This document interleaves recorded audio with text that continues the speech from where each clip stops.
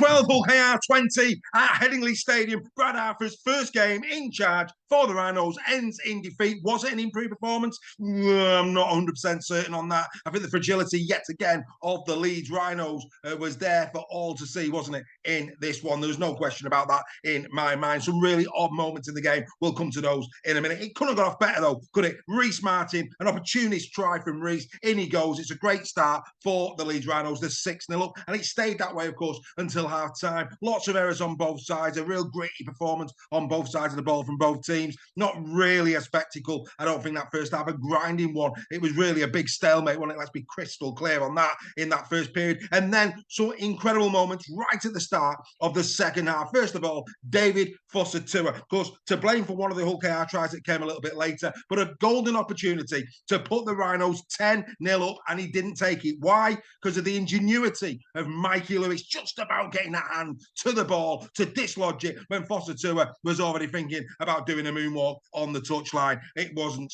to be. And then, of course, no more. 2 minutes later, if that, Ryan Hall goes in the corner to strike back for Hull KR. And of course, then the Mikey Lewis try. Momorowski fell off that tackle terribly. And this is what I mean. Foster-Tua, concentration levels, should have got over for a four-pointer. Then Momorowski being out-muscled by Mikey Lewis. That is unacceptable. And I'm sure Leeds Rhinos fans would agree with me with that. At this point now, of course, Hull KR in the driving seat. And then, again, fortune favours the brave. It was like Paul Daniels at times, this game. The Mikey Lewis tackle on Foster-Tua. And now, of course, crossbars getting involved. The crossbar challenge alive and well at Headingley. And in goes Lockie Miller, who had a real strange game. You know, yes, he got the try, but some of his decision-making really, really poor, especially near the touchline in this game. This is a guy who, for me, has got a lot of tools that can go, he can use to his advantage as a rugby league professional. But what he needs is a coach who is just going to basically teach him the basics of rugby league, get him a rugby league brain. I think once he gets a rugby league brain with the skills that he's got, he could be a really good asset to the Leeds Rhinos. But of course, at this moment in time, like I say, I think his inexperience is really catching him out, as good as he looks when he's got ball in hand. Of course, at this point now, again, it's back to the Leeds Rhinos, and then Jai Whitbread, who I thought had one of his best games thus far for the Robins. I really like Jai Whitbread. Come in, scored his try, of course. This was off the back of that Foster-Tua error. It finds its way to Jai Whitbread, and in you go. It's still a grind at this point. It's still game on at this point. And then, of course, we get the try from Jez Litton, who's having a brilliant season this season for the Robins. There's no doubt about that. The person to blame, quite simply, Mikolaj Aledski. What was he doing at the play of the ball? Really lazy from the second, from the markers. O'Connor said, I'm going left.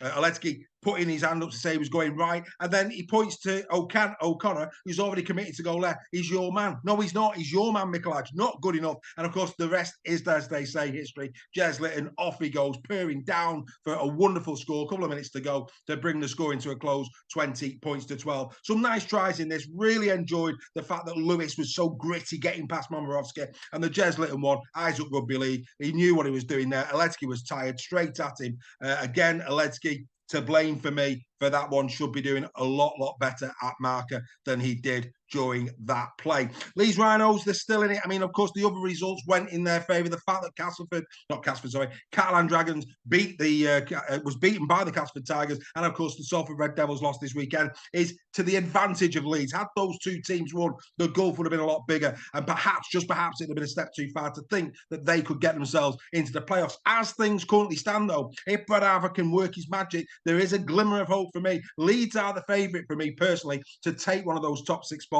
should one of the other two fall. I think Lee at the moment, they're going to take some, they need to get a bit of wins going in order for me to change my mind. But at this moment in time, Leeds look the most likely to take the place of Salford or Catalan should they fall, but they're going to have to improve some of those moments that I've already discussed in this episode of In the Sheds. They've got to be concentrated for the full 80 minutes. Far too many errors at critical times in the game, lack of concentration at critical moments, and when you're playing a team that, quite frankly, have been outstanding in 2024 in Hull KR, you've got to be better. KR, let's be crystal clear. If Warrington were to beat the Wigan Warriors next week, it's quite possible that KR, Warrington and Wigan will all be locked on 28 points apiece, and we've got a right race on for the League Leaders Shield. And anybody out there who is counting out Hull KR to maybe spring the biggest surprise of the season and get the League Leaders Shield, well, think again. They're going nowhere really, really quickly. Next up for them this weekend is the London Broncos. I expect them to put a big score on London, and that will eat away at the points difference that Warrington and Wigan both have